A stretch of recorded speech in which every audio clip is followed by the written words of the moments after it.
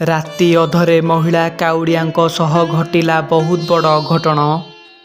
ଏତେ ବଡ଼ ଦୁର୍ଘଟଣା ହୁଏତ ଆଗରୁ କେବେ ଘଟିନଥିଲା। ବୋଲ୍ ବମ୍ ପୀଠରେ ଘଟିଲା ଲୋମଟାଙ୍କୁରା ଘଟଣା। ସେ ପୁଣି ଓଡ଼ିଶାର ପ୍ରସିଦ୍ଧ ବାବା ଧବଳେଶ୍ୱରଙ୍କ ପୀଠରେ। ଜଣେ ମହିଳା କାଉଡ଼ିଆଙ୍କ ସହ ଘଟିଲା ହୃଦୟ ବିଦାରକ ଘଟଣା। ପାଣି ଭାର ନେଇ ଯାଉଥିବା ବାଟରେ ତାଙ୍କ ସହ ଯାହା ଘଟିଯାଇଛି ସମସ୍ତଙ୍କୁ ଆଶ୍ଚର୍ଯ୍ୟ କରିଦେଇଛି। ଭିଡ଼ିଓଟି ଆରମ୍ଭ କରିବା ପୂର୍ବରୁ ଯଦି ଆପଣମାନେ ଦେବାଦିଦେବ ପ୍ରଭୁ ମହାଦେବଙ୍କୁ ଭକ୍ତି କରନ୍ତି ତାହେଲେ କମେଣ୍ଟ ବକ୍ସରେ ହର ହର ମହାଦେବ ଲେଖିଦିଅନ୍ତୁ। ଖୋର୍ଦ୍ଧା ଜିଲ୍ଲା ଅନ୍ତର୍ଗତ ଗୋବିନ୍ଦପୁର ଗାଁରେ ରେଖାରାଣୀ ମହାନ୍ତି ରହୁଥିଲେ। ବୟସ 30 ବର୍ଷ।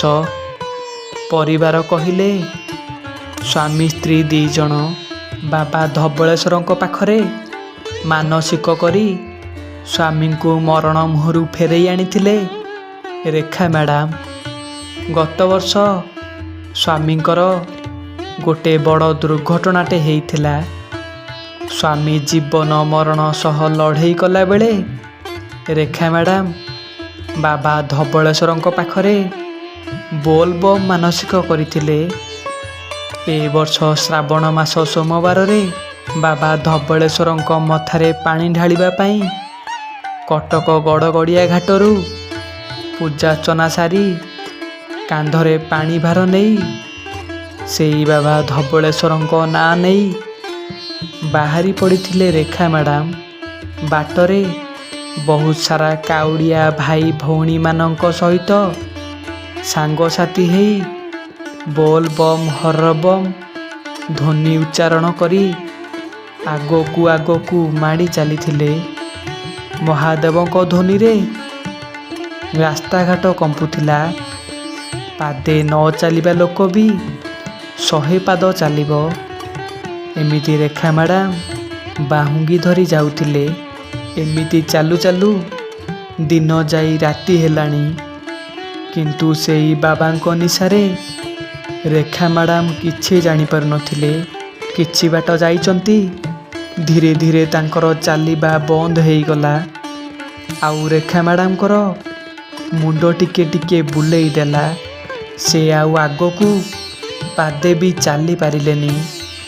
ବାଧ୍ୟ ହେଇକି ଗୋଟେ ପିଜୁଳି ଗଛରେ ବାହୁଙ୍ଗିକୁ ରଖିଦେଲେ। ଆଉ ସେଇ ଗଛ ମୂଳେ ବସି ପଡ଼ିଲେ। ମୁଣ୍ଡଟା କାହିଁ ଭାରି ଭାରି ଲାଗୁଛି। ଆଉ ଚାରିଆଡ଼େ ଅନ୍ଧାର ଦିଶୁଛି। ସାଙ୍ଗରେ ଆସିଥିବା କାଉଡ଼ିଆ ଭାଇମାନେ ବି ଆଗକୁ ଆଗକୁ ମାଡ଼ି ଚାଲିଛନ୍ତି। ରେଖା ମ୍ୟାଡ଼ାମ ସେଇ ପିଜୁଳି ଗଛ ତଳେ ତାଙ୍କୁ ଟିକେ ନିଦ ହେଇଗଲା। ଆଉ କିଛି ସମୟ ପରେ ନିଦ ଭାଙ୍ଗିଲା ବେଳକୁ ଆଖି ଖୋଲି ଦେଖନ୍ତି ତ ଚାରିଆଡ଼ ଅନ୍ଧାର ହିଁ ଅନ୍ଧାର। କୁଆଡ଼େ କେହି ହେଲେ ନାହାନ୍ତି। କୁଆଡ଼େ ଯିବେ ସେ ବାଟ ପାଉନାହାନ୍ତି। ଗାଡ଼ି ମଟରର ସାଉଣ୍ଡ ବି ଶୁଭୁନି। କ'ଣ କରିବେ ସେ ବାଟ ଘାଟ କିଛି ଜାଣିପାରୁନାହାନ୍ତି। ପାଦେ ଚାଲିବାକୁ ବି ତାଙ୍କର ବଳ ପାଉନି। ସେ ବସିବା ଜାଗାରୁ ଉଠି ମଧ୍ୟ ପାରୁନାହାନ୍ତି। କ'ଣ କରିବେ? କେମିତି ପାଣି ଭାର ନେଇକି ଯିବେ? ରାତି ପାଇଲେ ସୋମବାର।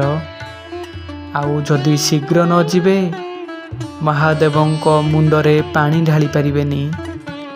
ଏମିତି ମନେ ମନେ ବହୁତ କଥା ଭାବିଲେ। ମନେ ମନେ ସେଇ ଧବଳେଶ୍ୱରଙ୍କୁ ଡାକୁଥାନ୍ତି।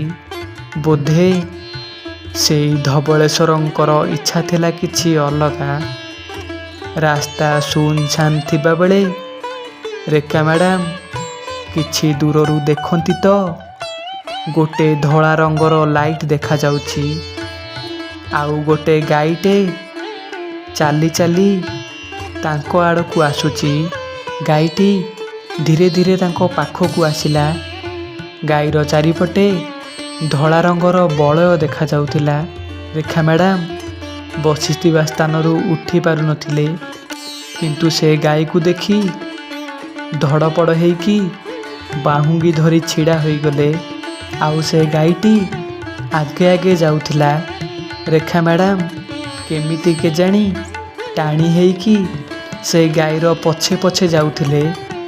ଏମିତି କିଛି ବାଟ ଯାଇଛନ୍ତି।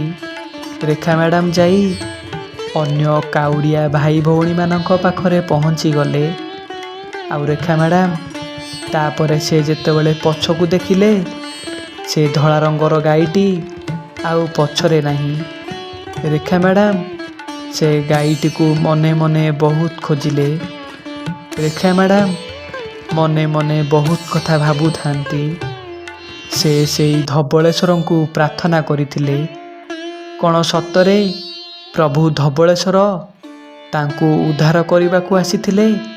ତା ପରଦିନ ସକାଳୁ ସକାଳୁ ସେ ବାବା ଧବଳେଶ୍ୱରଙ୍କ ମଥାରେ ପାଣି ଢାଳିଲେ।